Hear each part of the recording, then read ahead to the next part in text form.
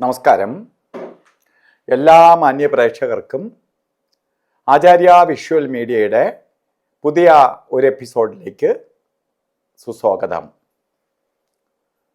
ജ്യോതിഷ സംബന്ധമായ കാര്യങ്ങളെക്കുറിച്ചാണ് നമ്മൾ ഈ ചാനലിലൂടെ പറഞ്ഞു വരുന്നത്. ഇന്ന് വേഴമാറ്റത്തെക്കുറിച്ചാണ് പറഞ്ഞു വരുന്നത്. വേഴമാറ്റം വളരെ പ്രത്യേകതയുള്ള ഗ്രഹങ്ങളെല്ലാം മാറും. ശനിയുടെ മാറ്റം, രാഹുവിൻ്റെ മാറ്റം, രാഹുകേതുക്കളുടെ മാറ്റം, അതുപോലെ എല്ലാ ഗ്രഹങ്ങളും രാശിയിൽ നിന്ന് എല്ലാ ഗ്രഹങ്ങളും സഞ്ചരിച്ചുകൊണ്ടേയിരിക്കുകയാണ്, സഞ്ചാരവേളയിലാണ്. അതായത് സ്വയം കറങ്ങിക്കൊണ്ടേയിരിക്കുകയാണ്. ഒരു ഗ്രഹവും നിശ്ചലമായി നിൽക്കുന്ന ഗ്രഹങ്ങളല്ല.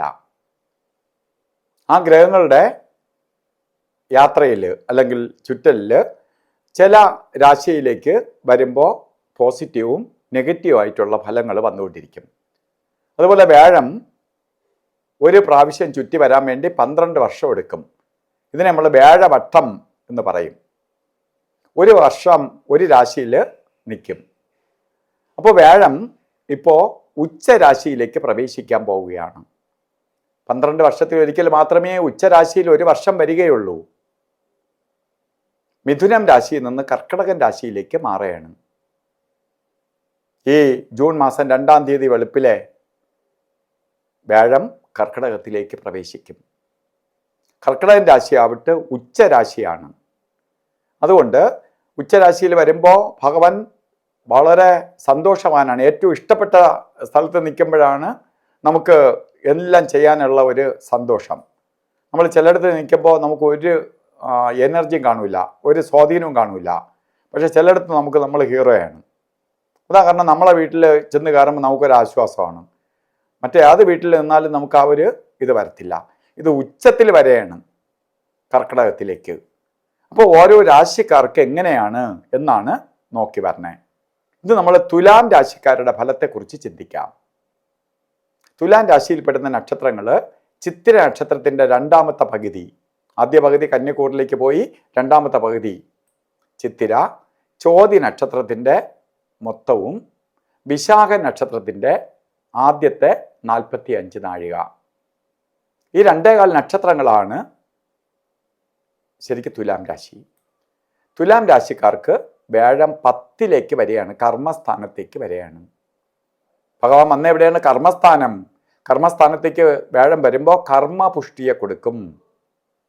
കർമ്മപുഷ്ടി, തൊഴിലിൽ പുരോഗതി, ജോലിയില്ലാത്തവർക്ക് ജോലി, എന്താണോ മുടങ്ങിക്കിടക്കുന്ന കാര്യങ്ങൾ സ്റ്റാർട്ട് ചെയ്യപ്പെടും. ഇപ്പോൾ പഠിത്തത്തിൽ മോശമായി നിൽക്കുകയും വിദ്യാവിജയം വരാതിരിക്കുന്നവർക്ക് വിദ്യാവിജയം. ഇപ്പോൾ പല പരീക്ഷകൾ എഴുതിയിട്ട് അവർ ഉദ്ദേശിച്ച റിസൾട്ട് കിട്ടാതിരിക്കുന്നവർക്ക് റിസൾട്ട് ലഭിക്കും. ജോലി കിട്ടിയില്ല, അല്ലെങ്കിൽ പ്രൊമോഷൻ കിട്ടിയില്ല, ആഗ്രഹിച്ച രീതിയിൽ ഒന്നും നടന്നില്ല എന്ന് വിഷമിച്ചിരിക്കുന്നവർക്ക് ഉച്ചത്തിൽ നിൽക്കുന്ന വ്യാഴത്തിൻ്റെ പ്രകാശം നമ്മളെ പ്രകാശിപ്പിക്കും, നമുക്ക് ചൈതന്യം അരുളും. ഇപ്പോൾ ജോലി, പുരോഗതി, സാമ്പത്തിക നേട്ടം, അതുപോലെ ഉയർച്ച, ഇവയൊക്കെ തരും. നമുക്ക് ആഗ്രഹിക്കുന്നതിനെ തരുന്നവനാണ് ഗുരു. ഇരുട്ട് നിൽക്കുന്നവനെ പ്രകാശത്തിലേക്ക് നയിക്കുന്നവനാണ് ഗുരു. ആ ഗുരു ഇതാ 10ൽ വന്നിരിക്കുകയാണ്. നിങ്ങൾക്ക് കുറേ അപ്രതീക്ഷിത നേട്ടം ഉണ്ടാവും. എന്ത് ചെയ്യുന്നോ അത് വിജയിപ്പിച്ചു തരും. അപ്പോൾ ഇറങ്ങണം, ഓരോ കാര്യങ്ങൾ ചെയ്യണം, അറച്ചു നിൽക്കരുത്. ഓട്ടത്തിന് സ്പീഡ് കൂട്ടണം. ഓടിയാലോ നീളം പോവും, പിന്നെ ഓടുന്നേളി നല്ലത്. എന്തെങ്കിലും ചെയ്താൽ റിസൾട്ട് ഉണ്ടാവുമെങ്കിൽ അത് ചെയ്യണം. അപ്പോൾ അതിന് അനുകൂലപ്രദമായ സമയത്തിലേക്ക് പോവുകയാണ്. ഇത് 2027 ജൂൺ മാസം 25-ാം തീയതി വരെ നിൽക്കും. ഇതിനിടയ്ക്ക് വെച്ച് കുറച്ച് ദിവസം വ്യാഴം അല്പം മാറി നിൽക്കുമെങ്കിലും ആ വ്യാഴത്തിൻ്റെ മാറ്റം വക്രഗതി എന്ന് പറയും. അതിനെ കാര്യമാക്കേണ്ടതില്ല, പൂർവ്വഗതി ഫലത്തെ കൊടുക്കും. അപ്പോൾ നല്ല സമയതാ രാശിക്കാർക്ക് വരികയാണ്. സമയത്തെ വിനിയോഗിക്കുക.